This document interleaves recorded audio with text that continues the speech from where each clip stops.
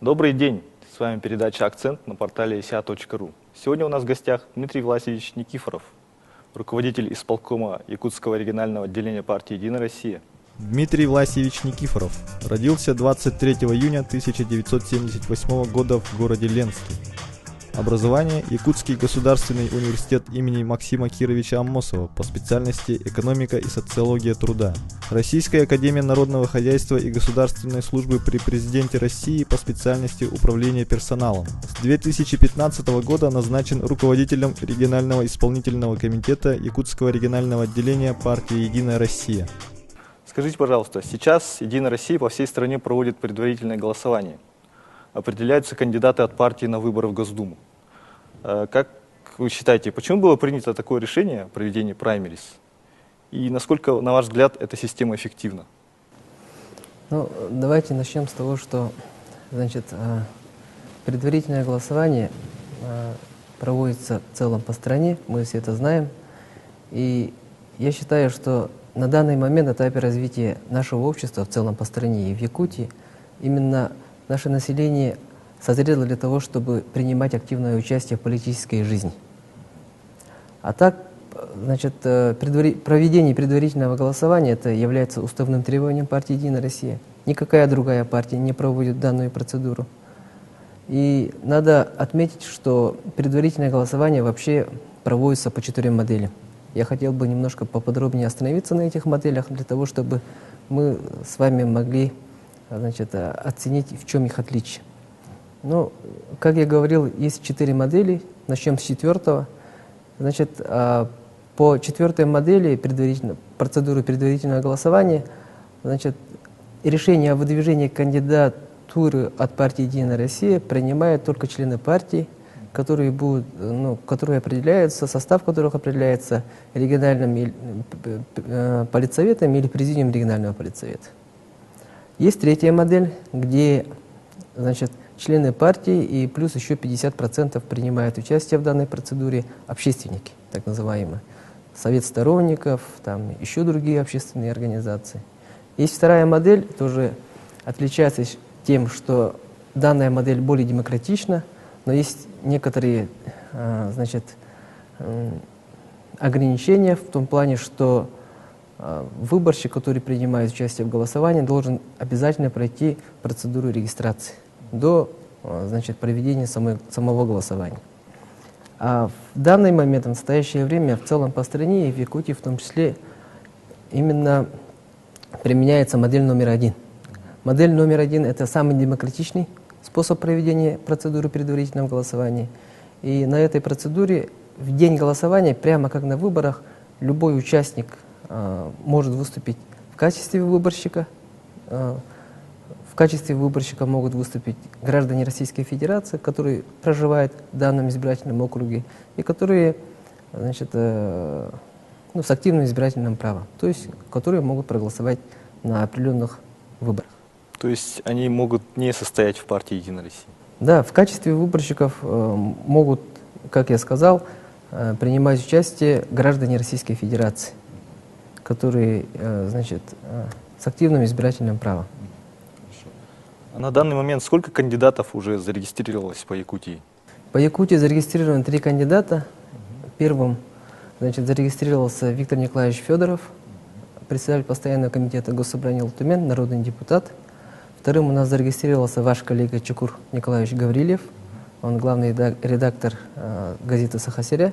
Ну и вот буквально вчера еще зарегистрирован 3-й участник, это Сусоев Александр Владимирович, он является председателем первичной организации студентов СВФУ. В то же время он лидер молодой гвардии «Единой России» по республике Саха-Якутия, член политсовета и заместитель секретаря Якутского регионального отделения. Так, а какие требования предъявляются к кандидатам? Ну, участник предварительного голосования прежде всего должен быть возраст 21 и старше, не судим, должен быть гражданином Российской Федерации. И в то же время есть некоторые ограничения, как, скажем, не должен иметь активов, там, счетов и так далее, иностранных, за рубежом, получается. Так, а насколько активно идет продвижение в других регионах страны? Есть такая информация? Ну, в целом, значит, еженедельно у нас проводятся селекторы с участием Федерального оргкомитета, Центрального исполнительного комитета. Ну, в целом по стране, конечно, значит, в данный момент зарегистрировано более 1000 участников предварительного голосования. Ну и в среднем тоже примерно по 2-3 человека. В среднем я имею в виду.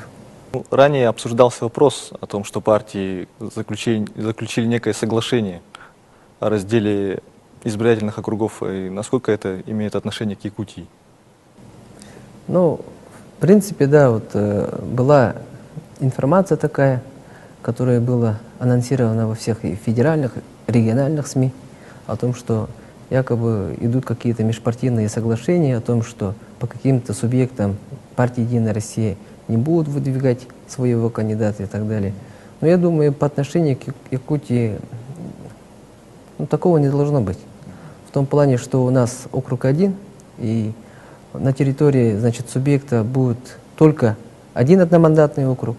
И я не думаю, что проведя такое большое масштабное мероприятие, как процедуру предварительного голосования, что партия «Единая Россия» не выдвинет кандидата. Такого не может быть. Я предполагаю, может быть, еще может быть в европейской части России, где по одному субъекту, значит, по несколько, по 5, 6 и более одномандатных избирательных округов, может быть, такое место имеет быть.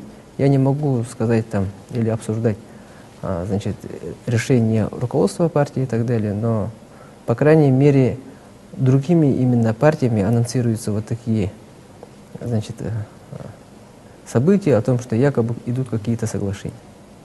Так, а на ближайших думских выборах как вы оцениваете шансы партии «Единая Россия»?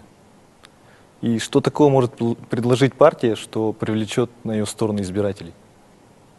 Ну, надо признать, что на самом деле, в отличие от других партий, отличие именно партии «Единая Россия», значит, в том, что мы не можем заниматься популизмом, мы не можем огульно только критиковать, мы не можем говорить громкие слова и так далее, потому что это единственная партия, которая именно берет на себя ответственность за судьбу народа в целом, за судьбу страны, и это партия, которая имеет и политические, и административные ресурсы для того, чтобы изменить жизнь к лучшему, и для того, чтобы была стабильность в целом по стране. Представители каких политических партий вы можете воспринимать как своих конкурентов? Что они могут противопоставить вам? Ну, я уже, значит, уже говорил о том, что отличие нашей партии от других партий в том, что именно партия «Единая Россия» взяла на себя ответственность. А то, что могут предложить другие партии, я не могу за них отвечать, значит, ну, в принципе, конечно, система выборов на то и система выборов для того, чтобы наши избиратели, наше население выбрало достойного, для того, чтобы каким-то образом улучшить свою жизнь, улучшить ситуацию в целом по стране. А так, в данный момент, конечно, значит, в целом и по стране, в мировой экономике, политике ситуация нестабильная. Мы это все понимаем, смотрим, видим. Я думаю, что именно в такие моменты вот, наша страна, в целом наш народ и исторический опыт показывает, что мы умели сплачиваться вокруг наших лидеров и о том, что мы можем именно общими усилиями добиться больших результатов. Большое спасибо, Дмитрий Власович, за ваши ответы. Это была передача «Акцент» на портале esia.ru. Спасибо большое, что были с вами. До свидания.